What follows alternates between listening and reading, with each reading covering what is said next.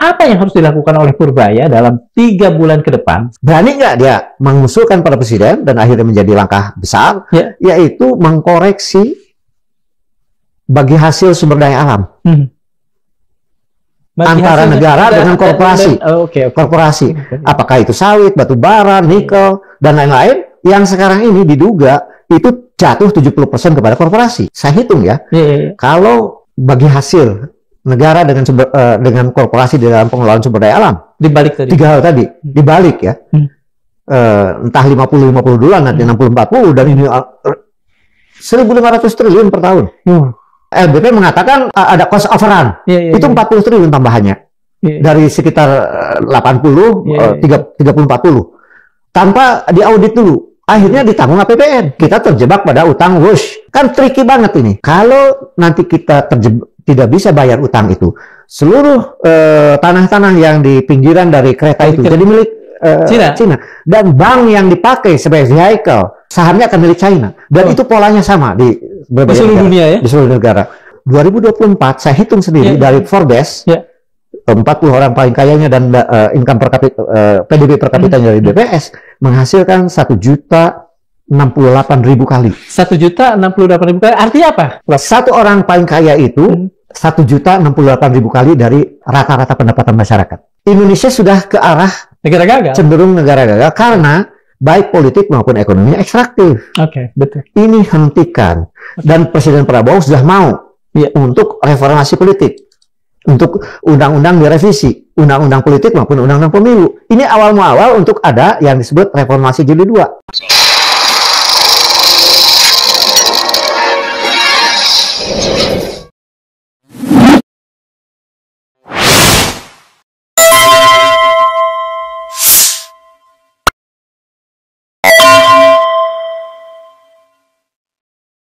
Bismillahirrahmanirrahim. Assalamualaikum warahmatullahi wabarakatuh. Indonesia hari ini hidup dalam paradok. Ada catatan yang menjeritkan bahwa tingkat pertumbuhan kita berada pada angka 5,12%. Tetapi di dapur-dapur publik yang terasa adalah hal-hal yang mencekik. Harga beras naik, pekerjaan yang sulit, dan lain sebagainya, yang membuat mereka, rakyat biasa, rata-rata menjerit. Kemudian, pada saat seperti itu, kita tahu kemarin Presiden Prabowo segera melakukan reshuffle. Menteri Keuangan Sri Mulyani diganti oleh seseorang yang baru, Pak Purbaya Yuda Sadewa. Apakah kemudian pergantian ini adalah sesuatu yang mendasar, yang bisa memberikan kita harapan untuk kondisi ekonomi yang lebih baik, atau semata hanya sebuah upaya kosmetik? Semua itu kita harapkan akan bisa terjawab dengan tuntas saat ini, karena bersama kita hari ini telah hadir Profesor Didin S. Damanhuri. Beliau bukan saja seorang guru besar ekonomi politik dari IPB University, dan juga seorang pendiri dari INDEF, satu lembaga yang kita tahu kredibilitasnya. Tetapi catatan, pahatan tentang sikap dan pahatan tentang bagaimana kritisnya Profesor Didin Damanhuri itu sudah dicatatkan sejak lama. The Young Didin Damanhuri adalah seorang ketua Dewan Mahasiswa pada eranya. Terima kasih sudah bergabung dengan Manilog, Prof. Didin. Sama-sama, terima kasih diundang. Mohon sabi-sabi. Profesor Didin dengan saya itu berada dalam satu Salembur ya, Prof. Salembur, oke. Satu kabupaten yang sama di Jawa Barat. Langsung saja, Prof. Prof kan selalu menggaungkan reformasi jilid 2. Saya lihat pada beberapa tulisan Prof itu selalu Profesor angkat. Kalau misalnya ini adalah sebuah keharusan, kira-kira apa yang harus dilakukan dalam 100 hari terakhir kalau reformasi itu jilid 2 itu dilakukan? Iya, memang ini kan kompleksitas dari ekonomi politik ya. Sebuah relasi yang tidak semata-mata teknokratis atau ekonomi teknis begitu, tetapi hubungan antara variabel politik dan ekonomi berjalin berkelindang dengan kekuasaan, dengan sistem demokrasi, dan jeritan rakyat yang tadi dikutip itu harus dalam sebuah konstruksi yang terpadu ya. Jadi reshuffle misalnya, menurut saya yang ini dulu lah, yang populer dulu lah. Oke, silakan. Itu kan ada sedikit kegembiraan publik ya dengan dicopotnya Budi Ari, ya, yang sudah lama diminta publik juga. Iya, publik sudah memintanya, pengadilan sudah membongkar juga bahwa ada keterlibatan lah dalam judul itu, dan itu pengadilan yang berhak untuk itu. Tapi di lain pihak, kalau menteri yang lain kan biasa-biasa saja. Ada seorang Purbaya Sadewa ya, yang Purbaya Yuda Sadewa. Yuda Sadewa, seorang insinyur dari ITB yang kemudian mengambil S2 dan S3 dari Amerika Serikat dari Purdue University. Lama bekerja di pasar, di beberapa korporasi, dan kemudian terakhir agak lama dengan Pak LBP. Betul. Pak Luhut Binsar Panjaitan sebagai Menko Invest waktu itu. Nah, jadi pergantian Sri Mulyani kepada Purbaya Sadewa ini mengandung beberapa interpretasi publik lah. Tetapi sekali lagi dalam arti populer kan tiba-tiba Purbaya dalam doorstop gitu. Iya, betul. Itu ada pernyataan komentar ya tentang 17.8 itu, yang mengatakan itu kan hanya sebagian kecil orang. Rakyat yang bersuara seperti itu.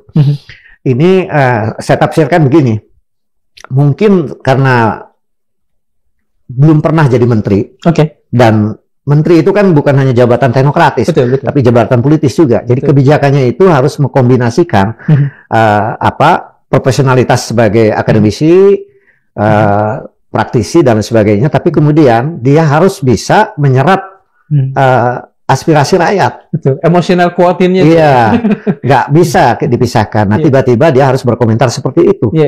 Lalu orang memantik lagi tuh.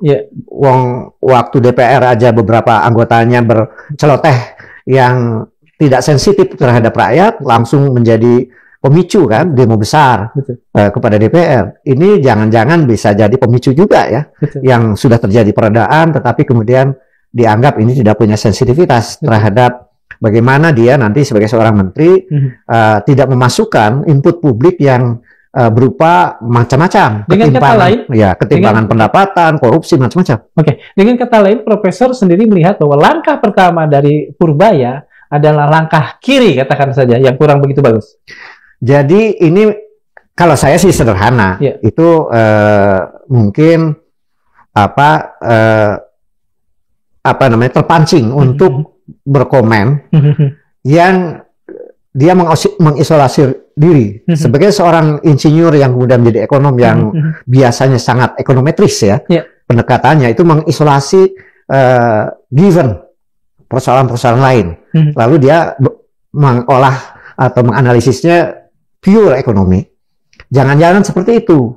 Jadi dia lalu karena dia sambung dengan mengatakan kalau nanti saya naikkan pertumbuhan ekonomi 6%, 7%, bahkan sampai 8%, nanti orang sibuk bekerja, sibuk meningkatkan pendapatan dan tidak perlu demo.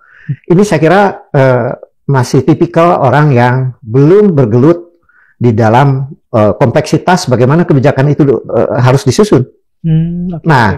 Oleh karena itu saya kira ada 3 catatan buat saya secara kritis. Pertama, bahwa dia harus belajar ya dari kecelakaan kemarin itu, karena dia seorang menteri keuangan yang sangat sentral di dalam membantu presiden agar bagaimana Indonesia, yang saya bilang itu menjawab reformasi jilid 2 itu, yang itu adalah sangat banyak aspeknya. Belum masuk dulu. Yang kedua adalah dia harus belajar bahwa Menteri Ekonomi itu adalah bendahara negara. Dia khususnya bertanggung jawab terhadap fiscal policy yang notabene adalah harus secara kreatif lebih setidak-tidaknya berbeda dengan SMI yang sekarang ini SMI yang dulu pernah berhasil barangkali, tetapi belakangan kan kemudian prudent fiscal policy-nya lalu berhenti, tidak menjawab terhadap pertumbuhan ekonomi yang tinggi, tidak menjawab menyelesaikan soal ketimpangan, tidak menjawab persoalan terbatasnya rasio pajak, dan bahkan menumpuk utang. Ini harus dijawab oleh menteri baru ini kan. Itu yang kedua menurut saya. Nah, tetapi ada yang mungkin bisa memberi harapan sedikit adalah karena dia seorang insinyur dulunya dari perguruan tinggi prestisius dan kemudian menjadi ekonom. Ini adalah semacam tipikal agak Habibinomics lah barangkali. Di mana dia mengkombinasikan pendekatan-pendekatan ekonomi yang sangat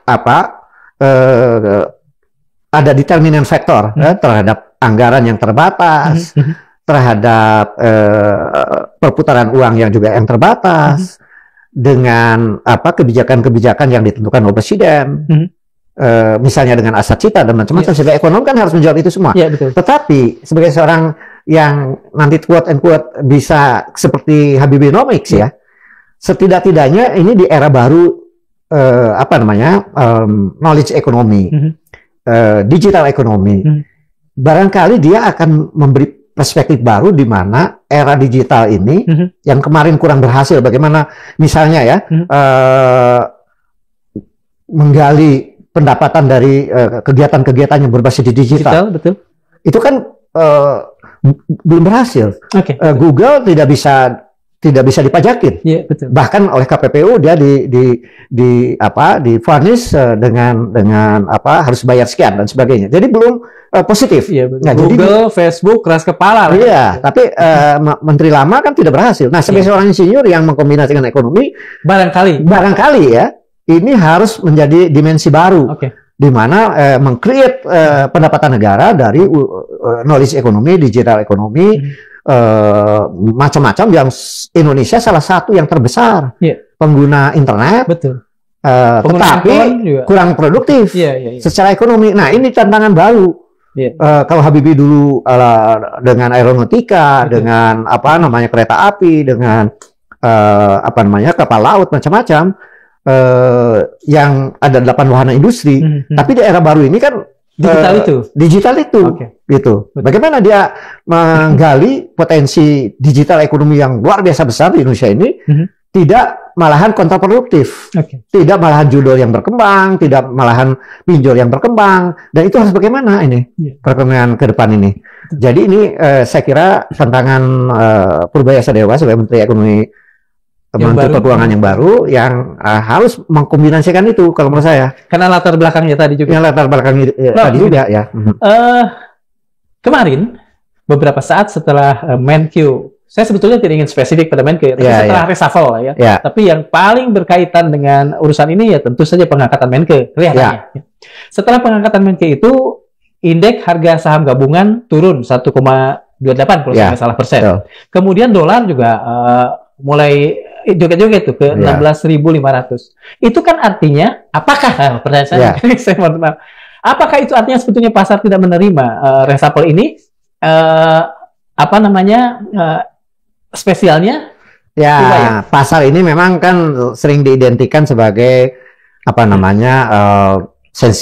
emosi kepada Bu SMI ya, Sri Mulyani yang dianggap sebagai the best ministerial oleh IMF macam-macam. Jadi meskipun banyak kritik juga ya. Juga banyak kritik ya, utang numpuk, kemudian pajak malahan rakyat yang banyak dan macam-macam ya.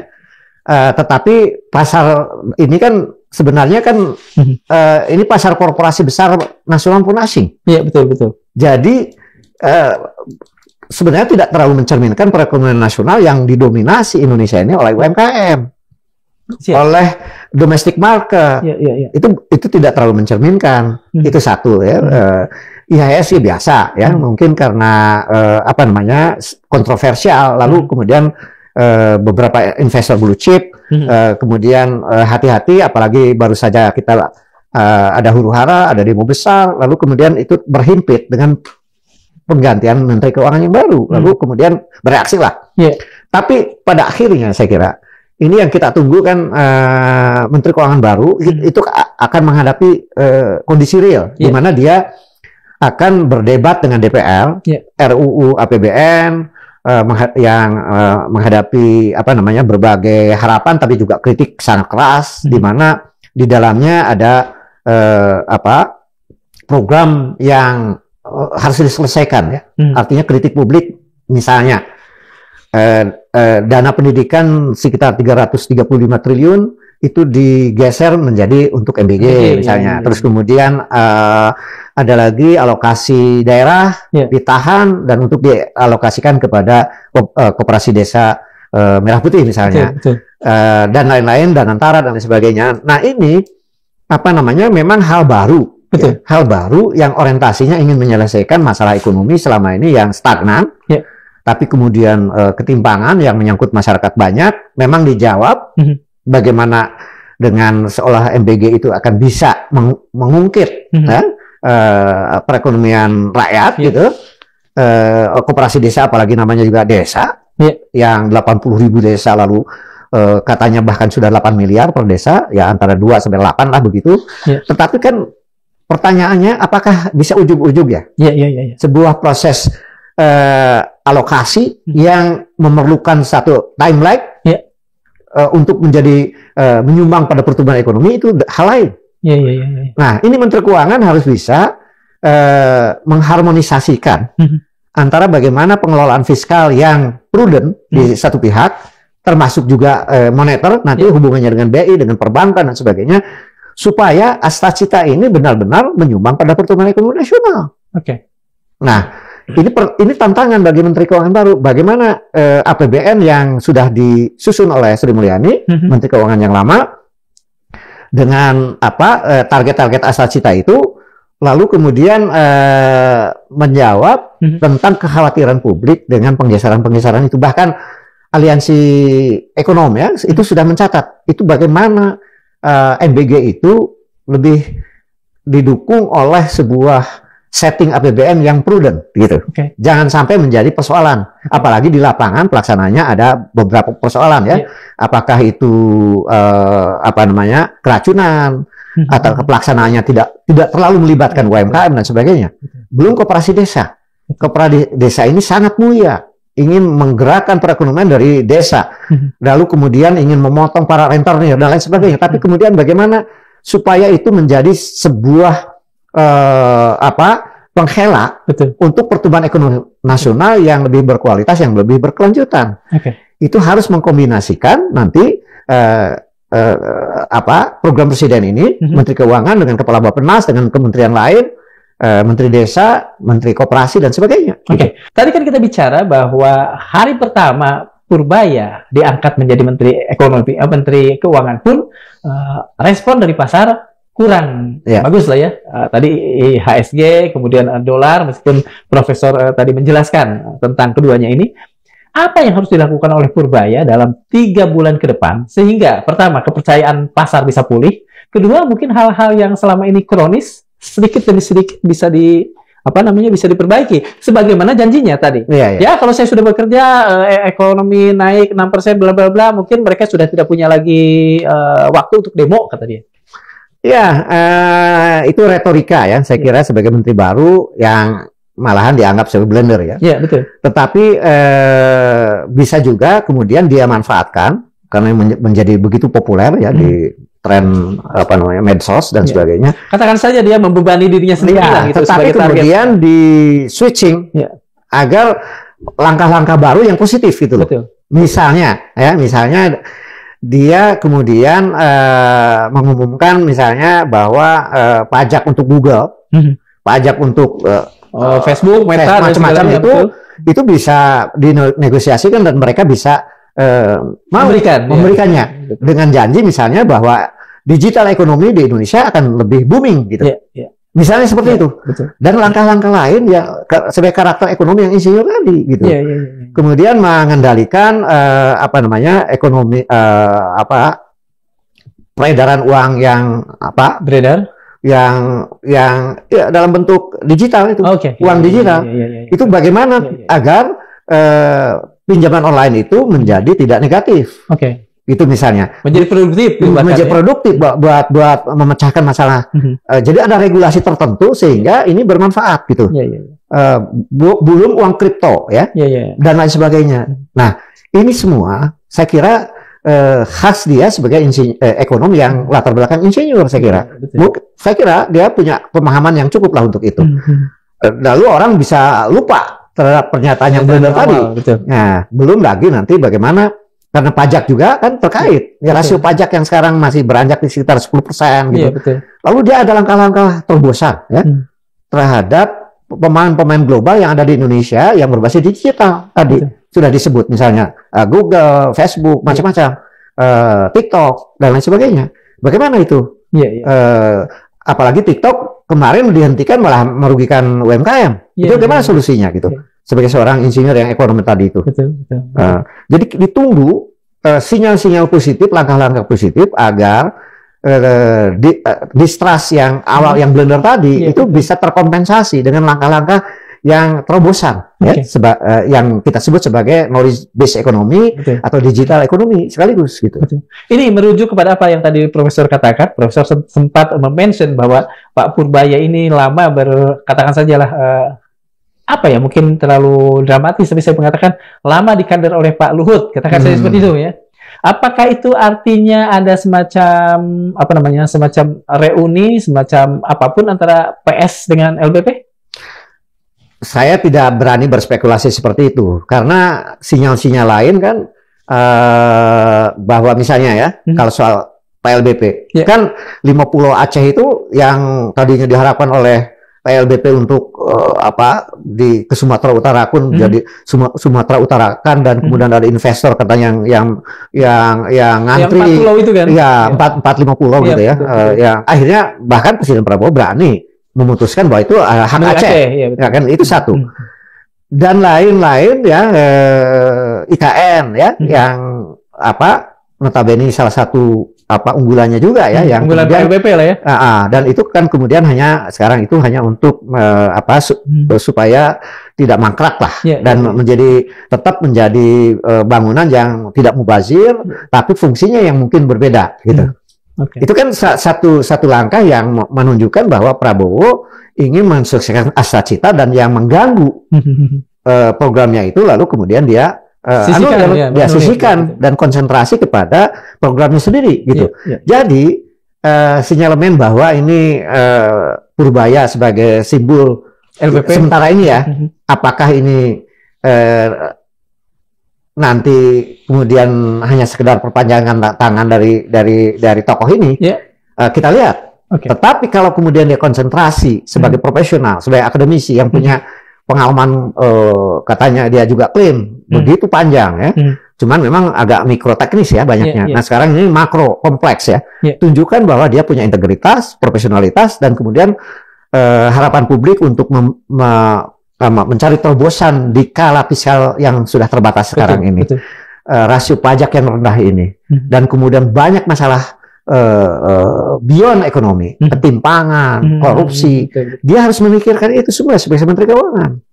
Nah, tunjukkan itu, maka kesan bahwa dia adalah perpanjangan tangan dari akan hilang dengan sendirinya, menurut saya. Prof, ini juga saya benarkan. Koreksi jika saya salah. Tadi kan Profesor bilang soal MBG, TKD, dan saya melihat dalam sempitnya keuangan kita kan harus ada trade off.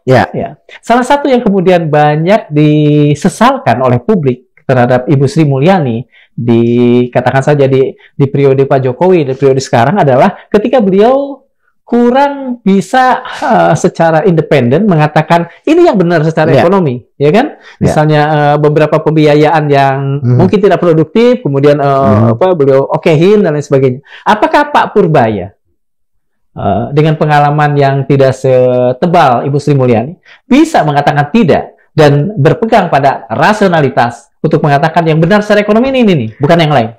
Begini menurut saya, sebagai seorang akademisi yang juga dia mengklaim diri begitu panjang pengalaman, walaupun itu lebih banyak mikro teknis ya, dan sekarang ini makro kompleks. Kalau saja dia punya gagasan-gagasan besar, misalnya sumber pertumbuhan pajak ya, untuk sebagai sumber pendapatan negara yang baru, misalnya, berani nggak dia mengusulkan pada presiden dan akhirnya menjadi langkah besar, yaitu mengkoreksi bagi hasil sumber daya alam. Antara negara dengan korporasi. Korporasi. Apakah itu sawit, batu bara, nikel, dan lain-lain, yang sekarang ini diduga itu jatuh 70% kepada korporasi. Iya, betul. Dan kemudian negara yang 30%. Sangat tidak adil kan? Sangat tidak adil. Berani nggak lalu mengusulkan kepada presiden dan kemudian menjadi keputusan besar, sebagaimana presiden sudah berani mengambil alih kebun sawit yang tidak produktif. Katanya sampai 3 juta hektar. Iya, dan sebagainya. Bisa nggak kemudian negara memutuskan bahwa bagi hasilnya sekarang ini 60 buat negara, 40 buat korporasi. Dan pernah waktu Presiden Soeharto memutuskan itu dulu, waktu bagi hasil antara migas, perusahaan migas asing bahkan dengan negara, yaitu tadinya 70% buat perusahaan, tapi 30 dibalik 60 buat negara. 40 buat proses. Artinya bisa. Kan? Berani nggak? Apa yang tidak ada? Nah, kalau political will atau apa? Enggak, ya visi. Bahwa sebenarnya negara berhak karena ini punya rakyat, punya negara, dia punya negara sebenarnya alami, dan terlalu lama dibiarkan korporasi yang memang dulu semacam diberi insentif supaya perusahaan mau mengeksploitasi setelah migas, namanya non migas kan, kemudian masuk dulu hutan. Kemudian akhirnya ada sawit dan batu bara, belakangan ada nikel. Udah terlalu lama membuat korporasi ini sekaligus tokoh-tokoh yang menjadi orang-orang super kaya. Betul. Kemarin disebut salah satu pemain batu bara tambang, satu tahun 148 triliun kenaikan ininya. Belum dari minyak goreng, belum dari sawit. Nah, ini dari batu bara. Kalau ini dibalik dan negara itu berhak dan tetapi diberi insentif lain, korporasi itu menjadi pemain industrial dengan insentif tertentu. Jangan main di situ terus. Main di sumber daya alam yang ekstraktif gitu. Betul. Nah, sekarang geser menjadi pemain industrial dengan insentif tertentu. Kan win-win solution kan? Win-win solution. Menteri Keuangan dengan latar belakang insinyur itu harusnya mempunyai visi yang seperti itu. Dan saya kira presiden akan suka. Sekaligus nanti diselesaikan masalah-masalah lain, masalah rasionalitas untuk melaksanakan program MBK, program koperasi desa, hilirisasi dan antara macam-macam, yang memang tinggal di tingkat pelaksanaan dan di tingkat prinsip keadilannya, yang lebih menguntungkan publik, yang tidak bocor, kan itu. Jadi sumbangan dari menteri baru ini, saya kira kalau didorong ke arah yang lebih inovatif, produktif, dan governance sekaligus, bukan hanya presiden suka, publik pun bisa suka, saya kira. Dan memang sebetulnya kan yang harus lebih suka ya publik ya. Iya dong, karena kan ini lebih berkeadilan. Lebih berkeadilan, kan begitu. APBN ini sudah dikhawatirkan defisit atau barangkali mungkin sudah defisit. Sudah defisit. Apa yang harus dikorbankan? Apa yang harus di trade off tadi saya katakan? Makan bergizi gratis, subsidi atau transfer ke daerah. Karena bagaimanapun kan ini harus pilihan uangnya kan. Saya kira jangka pendek akan berjalan karena ini sudah sudah keputusan presiden. Nanti juga DPR-nya juga sudah kayaknya oke-oke aja. Tapi dikoreksi ketika dia punya gagasan-gagasan baru tentang sumber keuangan yang saya hitung ya. Kalau bagi hasil negara dengan korporasi di dalam pengelolaan sumber daya alam. Dibalik tadi. 3 hal tadi. Dibalik ya. Entah 50-50 dulu, nanti 60-40, dan ini 1.500 triliun per tahun. Kalau itu dibalik. Karena itu kan bukan negara jadi terselesaikan dong. Terselesaikan dong menggeser 335 anggaran pendidikan kembalikan. Lalu kemudian transfer desa juga mungkin bisa berjalan ya. Bayangkan kalau itu bisa berani. 1.500 triliun per tahun. Selesai. Publik terpecahkan ketidakpuasannya. Betul. Presiden juga dalam kepusingan untuk mencari Happy, ya? karena program unggulannya bisa bisa berjalan, tinggal di tingkat pelaksanaan ada koreksinya, maka saya kira Menteri Keuangan akan mempunyai sebuah citra baru. Oke, Prof, ini kan itu apa yang tadi Profesor usulkan soal pembalikan bagi hasil tadi ya. Itu kan secara sederhana bagi saya sudah menjadi solusi. Ya. Solusi yang paling penting terutama adalah TKD juga kan, Prof? Iya. Kalau TKD berjalan seperti yang dulu, paling tidak kan PBB tidak naik tuh. Iya, nggak usah naik. Iya, tidak naik begini. PBB pun begini. Iya. Jadi sekarang yang di TKD dikembalikan, maka PBB akan bisa seperti dulu lagi. Artinya tingkatnya tidak terlalu tinggi lah, dikenakan kepada rakyat di daerah-daerah. Nah, kan begitu. Betul. Karena terselesaikan, ada sumber baru kok. Ada sumber baru, bahkan anggaran pendidikan pun dengan beasiswa untuk apakah di dalam negeri, di luar negeri, itu kan bisa kembali marak ya. Di mana kita butuh sekali anak-anak muda dengan pendidikan yang layak gitu. Nah, jadi saya kira ya kita jangan terlalu dihantui oleh pesimisme semata ya. Kita cari dibuka sebuah solusi-solusi yang win-win. Bahkan lebih berkeadilan kalau menurut saya. Prof. Tapi saya belum selesai. Ya, silakan, Prof. Korporasi yang tadinya menikmati terlalu besar dan ekstraktif, kemudian didorong menjadi pemain industrial kayak di Korea Selatan. Jadi yang mereka sudah kaya raya ini, korporasi kaya raya ini, jadilah dia pilih apakah ke industri permobilan, ke industri elektronik, ke industri digital yang baru dan sebagainya. Talenta hebat-hebat orang Indonesia kan banyak sebenarnya. Tinggal ini kemudian menjadi dikemas oleh sebuah paket baru, perekonomian yang berbasis knowledge dan digital ekonomi. Nah, jadi pemain besar ini juga akan senang punya mainan baru, walaupun harus bekerja keras secara inovatif. Mau nggak mereka, Prof? Mau. Kesenangan dengan hanya menggali-gali sumber daya alam. Kalau tidak mau dicabut dong. Value added yang cukup. Dicabut dong HGU-nya. Yang saya tanyakan begini, Prof. Kan sudah kemarin juga di HGU itu dicabut. Iya betul ya, yang beberapa sawit. Maksudnya begini, solusi yang Profesor berikan itu kan dengan jelas akan menutup banyak persoalan. Dan rasa-rasanya kan solusi itu tampaknya sangat mustahil, tidak terpikir di kepala pemerintah. Mengapa itu tidak dilakukan? Mengapa takut? Begini, maka saya akan masuk ke dimensi yang saya sebut ekonomi politik. Sekaligus ini, gagasan tadi itu bagaimana saya baca kemarin sore ya di dalam perdebatan televisi mengatakan Presiden setuju reformasi politik. Dan akan dilakukan, disambung oleh Yusril Izzah Mahendra akan merevisi undang-undang pemilu, undang-undang politik. Karena begini, penjaranya adalah selama 20 tahun ini para elit politik itu tergantung pada sumbangan korporasi besar itu, yang sumber keuangannya adalah industri ekstraktif. Habis dan menggunduli hutan, kemudian tidak berkeadilan karena tidak jatuh ke rakyat. Nah sekarang semuanya harus ada keberanian. Reformasi politik itu jangan setengah-setengah dong. Salah satunya adalah bagaimana agar sumbangan dari korporasi itu dihentikan. Dan kemudian karena kemudian ini uang itu besar, hanya kemudian tidak di restructure yang sekarang ini mengelompok pada korporasi besar yang menikmati tadi bagi hasil yang terlalu keenakan. Sekarang dibesarkan pada negara, tapi kemudian governance tidak ada korupsi, lalu kemudian elit politik juga dibiarkan bermain dalam wilayah yang lebih wajar. Maksud saya, kan jadi elit politik pusat maupun daerah kan ikut kaya dengan sistem politik yang ekstraktif juga. Jadi negara gagal kata General Mendel. Bukan. Yang baru lah. Turki siapa? Namanya yang dapat Nobel kemarin. Iya, yang dapat Nobel itu. Kan bukan hanya ekonomi yang ekstraktif, politik pun ekstraktif. Iya, betul. Politik pun ekstraktif. Nah, yang politik ekstraktif dirubah menjadi politik yang lebih mulia, di mana orang dengan meritokrasi. Yusril juga mengkritik ini bahwa anggota DPR terlalu karena berbasis popularitas sehingga tidak berkualitas. Ini sekalian direform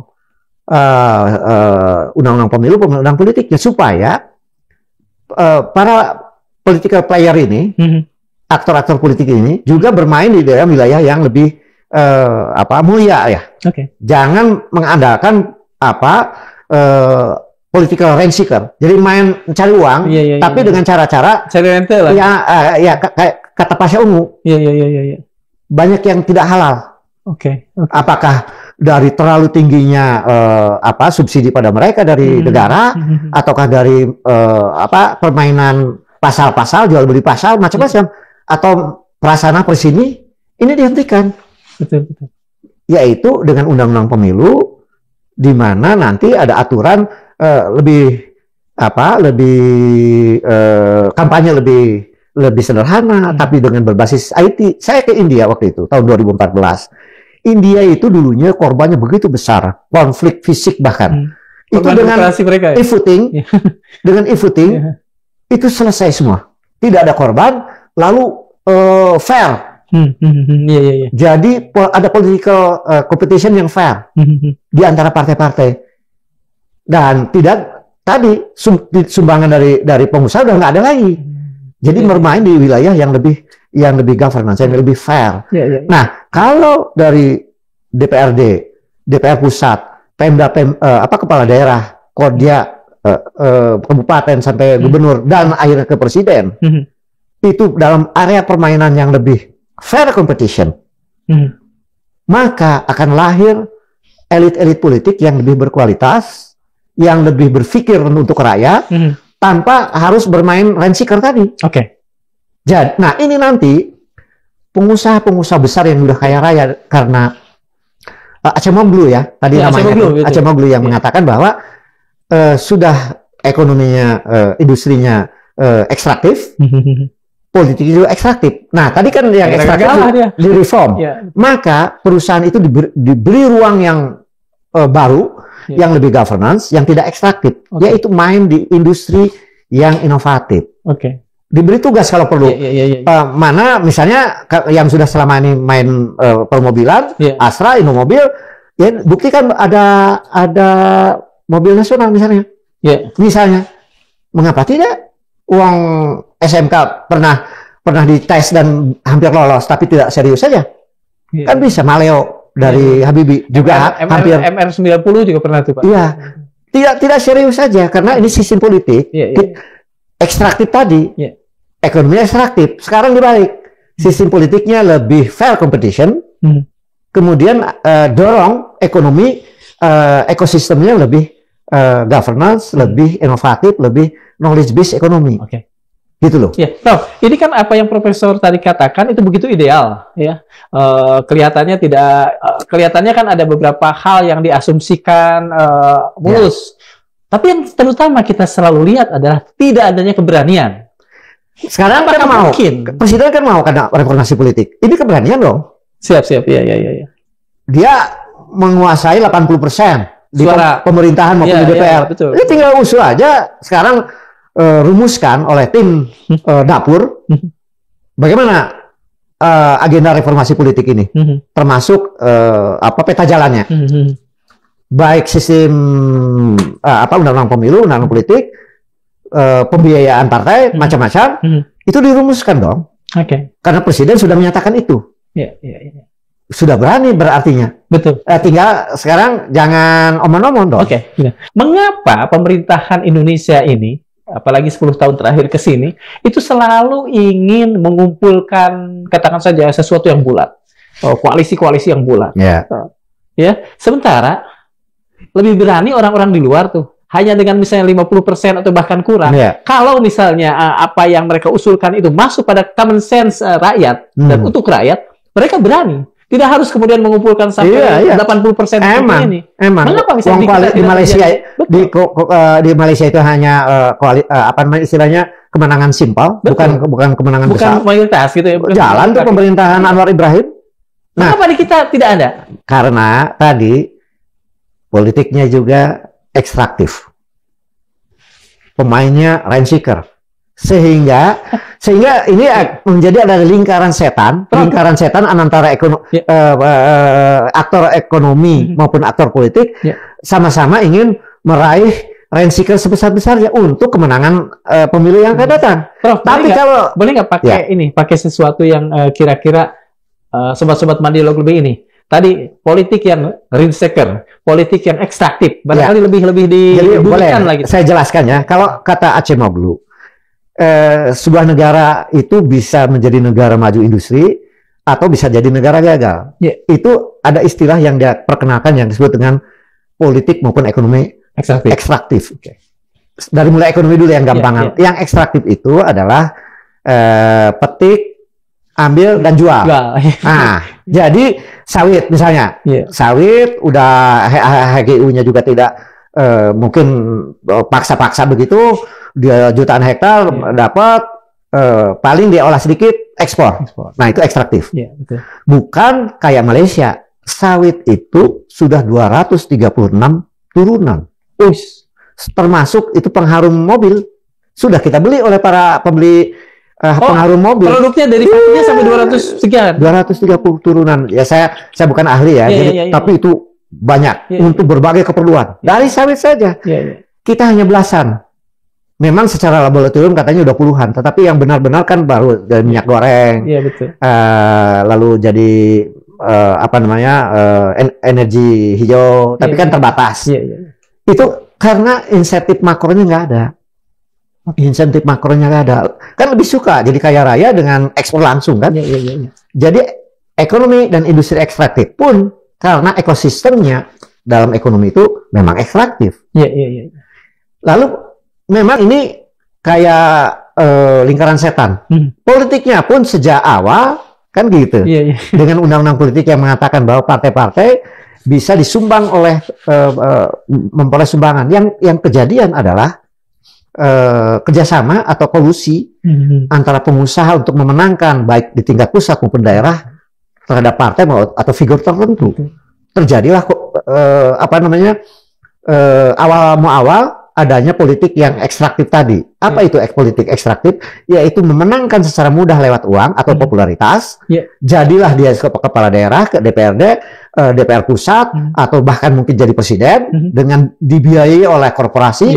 Dan biayanya itu juga dengan uang yang mudah tadi, ekstraktif tadi. Betul. Jadilah aktor-aktor politik yang ekstraktif. Yaitu menangnya karena entah popularitas, money politik pada rakyat, lalu kemudian dengan politik yang apakah dibiayai dibiayai pada saat jadi wali kota, jadi bupati, DPRD, itu kan ada kontrak tertentu dengan perusahaan. Dan kalau menang, lalu dibayar pakai APBD. Betul. Tadi pusat pakai APBD, mungkin pakai undang-undang gitu ya. Pakai undang-undang. Kalau perlu undang-undangnya sesuai dengan keinginan oligarki lah katakan. Ini yang nggak sehat. Mau nggak negara ini kita jadi negara gagal? Kalau menurut Acemoglu dengan puluhan negara yang diteliti di Afrika, di mana-mana, Indonesia sudah ke arah negara gagal. Cenderung negara gagal karena baik politik maupun ekonominya ekstraktif. Betul. Ini hentikan. Dan Presiden Prabowo sudah mau untuk reformasi politik, untuk undang-undang direvisi, undang-undang politik maupun undang-undang pemilu. Ini awal untuk ada yang disebut reformasi jilid 2. Jadi bisa juga reform from the top kalau memang serius presidennya. Karena kalau dari bawah, pertama harus ada people power. Betul. Lalu kemudian ada belum tentu pemainnya biaya sosialnya sangat tinggi. Jangan-jangan asing masuk juga. Free rider. Tapi kalau kemudian ini lebih top down atau mungkin di-create oleh elit sendiri untuk kemuliaan semua pihak, why not gitu loh. Dan sekarang sudah ada mulai mau. Alhamdulillah. Sudah didiskusikan itu di semua televisi diberitakan mau ada reformasi politik. Tapi jangan setengah hati gitu loh. Jangan setengah hati. Ya maksudnya hanya ingin karena menjawab sesaat karena lagi sekarang rakyat marah. Hanya menenangkan sesaat. Bukan itu. Ini adalah to be or not to be. Betul. To be or not to be. That is a question. Yes. Shakespeare. Soal industrialisasi. saat-saat ini kan Indonesia mengalami sesuatu yang membuat kita sedih. Menurut Prof, dalam satu tulisan adanya deindustrialisasi. Ya. Kapan itu terjadi? Mengapa itu terjadi? Dan bagaimana kemudian kita bisa beranjak dari hal yang buram ini? Kalau menurut saya tadi sederhana aja, politik yang ekstraktif tadi. Oke. Jadi para politisi sudah jangka pendek. Kan ekstraktif itu jangka pendek. Iya betul. Ambil. Ya, ini betul. Jual. Iya, jual. Kaya raya lah dia. Tebang gitu. Tebang gitu kan. Rakyat dikorbankan kan begitu. Iya. Nah, jadi ketika awal reformasi ini sistem politiknya ekstraktif tadi, lalu kemudian ada dokumen politik di atas kertas tentang misalnya bagaimana mencapai industri dengan tahap-tahap tertentu, target tertentu di dalam RJPM, RPJMN, dan RJPP, tapi macam kertas. Di dalam pelaksanaannya akhirnya bahkan dimulai dari justru para pemain ekonominya mencari yang gampangan untuk mengkompensasi biaya politik tadi, yaitu berkolusilah dengan pejabat, memperoleh HGU sawit, HGU tambang batubara, belakangan nikel, nanti mungkin tembaga, emas dan lain sebagainya, boksit dan lain sebagainya. Nah, lalu mereka ekspor. Kebetulan insentif dari luarnya ada, yaitu bergeliat ekonomi Cina raksasa dan India yang membutuhkan sawit dan batubara plus Eropa. Jadi bayangkan sebelum ada nikel, itu ekspor kita 85% hanya dari dua hal, yaitu sawit dan batubara plus sedikit karet, ya, sedikit karet. Jadi tiga komoditas itulah. Belakangan ketika nikel juga booming. Karena harapan tentang mobil yang ramah lingkungan, kendaraan listrik, nikel lah booming. Sekarang itu tiga komoditas yang ekstraktif tadi, yang pengusahanya menjadi kaya raya, itu 85% dari struktur ekspor kita. Dan sekaligus mempengaruhi terhadap berbagai perekonomian di dalam negeri yang notabene itu meninggalkan industri. Jadi tidak mengolah lagi, tidak menaikkan nilai manufacturing, tidak ada nilai tambah. Betul. Gampangan. Lalu para politisi juga akhirnya sibuk dengan membangun kekuasaan, membangun kemenangan. Pemilu baru selesai sudah sibuk untuk 5 tahun yang akan datang. Dengan kalau perlu dengan buzzer, kalau perlu dengan influencer, kalau perlu dengan rekayasa medsos, macam-macam. Itu yang difikirkan. Itu yang membangun sebuah gelembung political ekstraktif tadi, yang akhirnya ada lingkaran setan antara terbentuknya struktur industri yang ekstraktif, struktur ekonomi yang ekstraktif, dan politikal yang ekstraktif. Yang dikorbankan adalah rakyat bawah, yaitu ketimpangan yang sangat buruk. Jadi penelitian saya yang melanjutkan Jeffrey Winter itu pakai Material Power Index, yang kemudian disebut indeks oligarki, itu pada tahun 2016 itu masih 650.000 kali. Jadi 40 orang paling kaya rata-rata dibagi dengan income per kapita 650.000 kali ya. Itu yang diteliti oleh Jeffrey Winter. Kita nomor 2 ya kalau bisa terburuk waktu itu. Tapi makin buruk. 2024 saya hitung sendiri dari Forbes, 40 orang paling kayanya dan income per kapita, PDB per kapitanya dari BPS menghasilkan 1.068.000 kali. 1.068.000 kali. Artinya apa? Artinya apa? Orang-orang awam nih. Satu orang paling kaya itu 1.068.000 kali dari rata-rata pendapatan masyarakat. Rata-rata pendapatan masyarakat. Itu yang PDB per kapita kan itu. Yang keburukannya itu berlipat kali sejak 2016 sampai 2024. 2 kali lipat, hampir 2 kali lipat keburukan. Dan itu boleh dibaca karena saya pernah diwawancara dan dikutip oleh sebuah koran. Itu terburuk di dunia sekarang. Itu hasil lingkaran setan antara ekonomi ekstraktif dengan politik yang ekstraktif itu. Itu di zaman Jokowi ya? Terutama. Mau nggak mau kita harus sebut lagi. Terutama. Karena memang waktu itu kan big push dengan 4 ribuan triliun untuk hanya membangun tidak ada hubungannya kadang-kadang dengan kegiatan ekonomi, tol, pelabuhan udara asal dibangun, kemudian wush, kereta cepat itu bahkan itu 100 tahun harus baik modal. Kemudian IKN yang tidak pakai feasibility study dengan serius, tidak ada studi AMDAL dan sebagainya. Prof, sebelum satu lagi dan setelah itu saya akan fokus pada soal informasi jelinya. Mohon maaf. Begini, ada yang bilang bahwa 10 tahun ke depan pun ekonomi Indonesia akan tetap muram karena kita dirangket, dirantai, dibelenggu oleh apa yang disebut dengan jebakan utang Tiongkok. Ya tadi Profesor katakan WUS, IKN, ada bedak dana dari Cina di sana yang tol dan sebagainya. Yang dikatakan banyak orang bahwa itu memang sengaja dibikin sebagai sebuah jebakan. Jadi gini, kita harus lihat dulu data-data di dunia ini bahwa skema kerjasama Cina di dalam investasinya di Afrika banyak, di Asia Selatan banyak, termasuk juga ke Indonesia. Itu skemanya itu apa namanya, turnkey project namanya. Jadi memang dia merencanakan 100 tahun ke depan itu karena udah lebih dari 1,5 miliar penduduknya itu dikaitkan dengan investasi itu, lalu kemudian ada pekerja-pekerja Cina yang juga menyebar ke seluruh dunia untuk mengurangi beban di dalam negeri. Nah, skema ini juga akhirnya dengan pola-pola utang yang dipinjamkan kepada investasi yang ditanamkan di berbagai negara. Korbannya udah banyak. Ada 3 negara di Afrika yang kemudian yuan sudah menjadi mata uang mereka misalnya. Kemudian saya pernah ke Myanmar, elitnya pun apa namanya, proxy ya, katakanlah proxy dari Beijing ya. Dari Beijing gitu kan. Bahkan ada negara yang terjebak utang Cina itu udah Sri Lanka, udah bangkrut kan.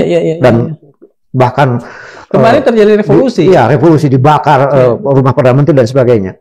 Itu karena kira-kira turnkey project itu dan utangnya itu adalah kira-kira sederhananya ya. Kalau kita itu ingin membangun sesuatu, kalau perlu ada proxy dulu di dalam negerinya untuk meyakinkan bahwa proyek dari utara itu adalah layak.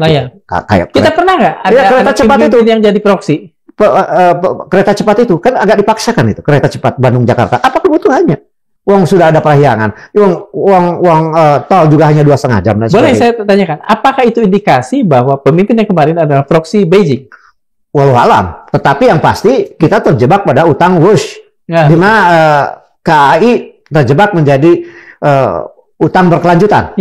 Padahal saya masih ingat apa namanya MOU-nya adalah B2B waktu zaman Rini. Business to business. Nah, belakangan LBP mengatakan ini ada cost overrun. Itu 40 triliun tambahannya.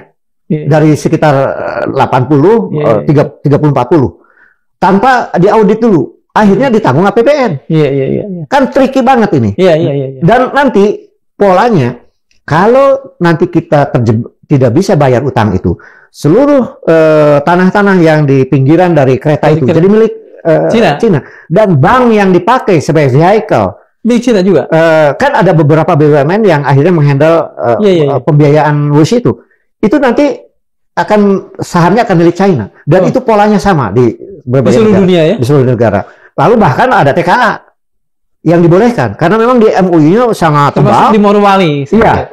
Itu sebenarnya ada di dalam MOU-nya bahwa dibolehkannya pekerja mereka termasuk yang kasar di perusahaan-perusahaan mereka.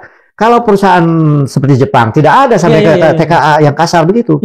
Jadi kita harus merevaluasi kerjasama investasi yang tidak menguntungkan secara nasional. Saya dengar ada beberapa negara yang berhasil mereview MOU-nya supaya tidak terlalu merugikan ekonomi nasional. Salah satunya Iran.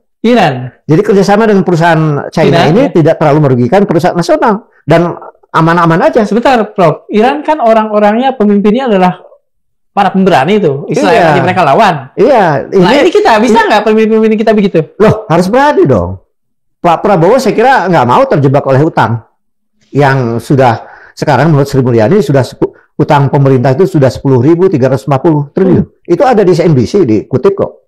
Itu utang pemerintah. 10.350. 10.340 pokoknya 10.000 lebih lah. Oh, masih ada lebihnya. Ya, ada 11.000 triliun. Nggak nyampe.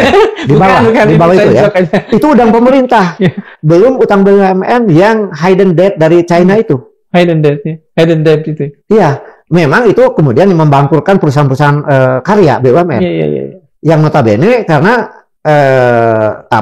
proyeknya itu tidak laku, tolnya tidak laku dan macam-macam, atau bandaranya tidak jalan dan sebagainya, akhirnya dijual ke perusahaan-perusahaan lain. Oke.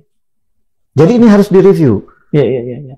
Saya kira Menteri Keuangan juga sudah tahu, mungkin jangan-jangan. Mudah-mudahan Harus berani dong. Karena ini untuk kepentingan nasional. Iya. Dan Presiden Prabowo harus bisa memerintahkan ini untuk mereview. Oke. Bahkan saya bilang, karena saya baca juga, itu kereta cepat dari Jakarta ke Surabaya sebagai kelanjutan bus Bandung Jakarta itu lebih baik ditunda dulu, kalaupun dibatalkan dulu, karena bisa menjebak yang jauh lebih besar lagi, dasar lagi. Itu bayangan perkiranya 700 triliun biayanya. Itu perkiraan, ada ini lagi, macam-macam. Iya. Jadi saya kira harus hati-hati. Bukan berarti kita alergi kerjasama dengan China karena mereka punya teknologi, tapi pintar-pintar kayak negara tertentu yang tidak dirugikan ke Iran, gitu loh. Kita belajar dari mereka. Prof, mohon maaf nih, satu pertanyaan terakhir. Sebetulnya ingin ya, tapi ini satu pertanyaan terakhir lah, karena waktu terutama. Soal gini. Profesor menginginkan agar ada reformasi jilid 2. Ya. Kemudian barusan ada reshuffle dari pemerintah. Apa yang belum ada, yang belum tercakup dalam reshuffle ini, yang kemudian menjadi sesuatu hal yang sangat penting yang harus ada dalam reformasi jilid 2 yang Profesor usulkan? Ya. Jadi reformasi bisa juga reform from the top ya. Ya. Jadi tidak harus people power. Jadi. Betul. Tapi kalau tidak dilaksanakan bisa people power sih. Betul. Nah, jadi gini sederhananya. Sebenarnya pembangunan yang dilaksanakan oleh pemerintah, itu kan katakanlah zaman Soeharto udah menyelesaikan satu hal tertentu, yaitu relatifnya masyarakat bawah akses pada pertumbuhan ekonomi. Karena ada SD Impres, kesehatan, macam-macam, sehingga masyarakat bawah akses pada pertumbuhan ekonomi yang 7,5% itu zaman Soeharto. Sayangnya waktu itu HAM, represi politik. Nah, betul. Tapi secara ekonomi bagus. Tetapi masuk ke reformasi, apa intinya? Adalah melaksanakan keadilan sosial. Keadilan sosial itu kan makro. Itu adalah keadilan sosial dalam arti mikro. Misalnya kesetaraan secara sosial, ya, tidak ada feudalisme yang merugikan bawahan, macam-macam. Itu keadilan sosial mikro. Tapi juga keadilan hukum. Tidak ada diskriminasi, tidak ada tajam ke atas, tajam ke bawah, tumpul ke atas. Keadilan ekonomi, distribusi pendapatan yang sekarang ini sangat buruk, bias kepada orang super kaya, itu keadilan ekonomi. Lalu keadilan politik, itu sekarang rakyat itu kan hanya alat untuk melegitimasi pada saat 5 tahunan. Betul. Ini pada zaman Pak Harto tidak jalan. Tapi keadilan ekonomi relatif ada. Mungkin keadilan sosial yang mikro ada, tapi keadilan hukum tidak ada, keadilan politik nggak ada. Betul. Nah, sekarang ini reformasi kan muncul kembali, tidak ada semua. Malah tidak ada semua keadilan ekonomi tidak ada, keadilan sosial yang mikro juga nggak ada, feudalisme menjadi-jadi, hukum tadi nggak ada. Alat untuk memukul lawan politik, kemudian keadilan ekologi satu lagi, ada 5 ya. Keadilan itu rusak hutan kita, rusak laut kita, pantai kita dan sebagainya. Ini harus dikembalikan. Jadi reformasi jilid 2 adalah menciptakan keadilan sosial untuk seluruh rakyat Indonesia untuk 5 aspek itu tadi. Jelas kalau gitu. Jadi yang kita diskusikan tadi ada soal keadilan ekonomi yang akan kita wujudkan, ada soal keadilan ekologi yang mau kita wujudkan, keadilan hukum juga karena governance, betul, termasuk keadilan sosial mikro. Betul. Jadi kalau seandainya benar ada reformasi politik, itu sudah mengarah kepada keadilan politik dan bisa mengoreksi ekonomi ekstraktif tadi. Betul. Asal skenario tadi itu dilaksanakan gitu loh. Keadilan hukum. Kan sekarang Raja Minyak sudah masuk yang berpuluh tahun tidak pernah. Tuntaskan dong. Dan pesannya juga KPK kembali independen, Jaksa Agung independen dan melaksanakan keadilan hukum. KPK yang pernah dikerdilkan harus lagi dibuat KPK yang berdaya. Berdaya. Oke. Ada satu lagi, KPPU untuk mengoreksi keadilan ekonomi di mana swasta melakukan itu ya? Iya, kartelisasi, oligopolisasi. Jadi perkuat itu KPPU juga gitu loh. Untuk mengoreksi tentang ketidakadilan ekonomi di mana korporasi swasta besar melakukan kartelisasi maupun oligopolisasi ekonomi gitu. Terima kasih, Prof. Terima kasih atas waktunya. Sama-sama. Sejarah memperingatkan, ekonomi rapuh dan politik yang dikuasai oligarki selalu menjadi jalan pintas menuju krisis. Thomas Jefferson pernah menegaskan, "The price of liberty is eternal vigilance," atau harga dari kebebasan adalah kewaspadaan yang abadi. Nelson Mandela menambahkan, ketika globalisasi berarti kaum kaya dan berkuasa memiliki cara baru untuk memperkaya diri dengan mengorbankan kaum miskin, maka kita punya tanggung jawab untuk melawan dan protes. Dan mari kita dengarkan pula suara filsuf Prancis Albert Camus yang berkata, kesejahteraan rakyat selalu menjadi alasan yang dipakai oleh para tiran. Imam Ghazali pun jauh-jauh hari telah mengingatkan, kerusakan rakyat disebabkan oleh penguasa, kerusakan penguasa disebabkan oleh ulama, dan kerusakan ulama karena kecintaan pada harta dan kedudukan. Pesan ini menohok kita semua. Akar kerusakan bangsa selalu bermula dari segelintir elit yang kehilangan integritas. Sobat Manilog, inilah ujian kita. Apakah reshuffle kabinet hanya akan memperkuat alibi-alibi lama atau menjadi momentum mengembalikan politik ekonomi ke jalur keberpihakan? Sebab tanpa keberanian membongkar akan oligarki, yang tersisa hanyalah pertumbuhan di atas kertas dan kesenjangan yang akan dan pasti kian mengeras. Terima kasih. Assalamualaikum warahmatullahi wabarakatuh. Waalaikumsalam. Hatur nuhun kan. Sama-sama.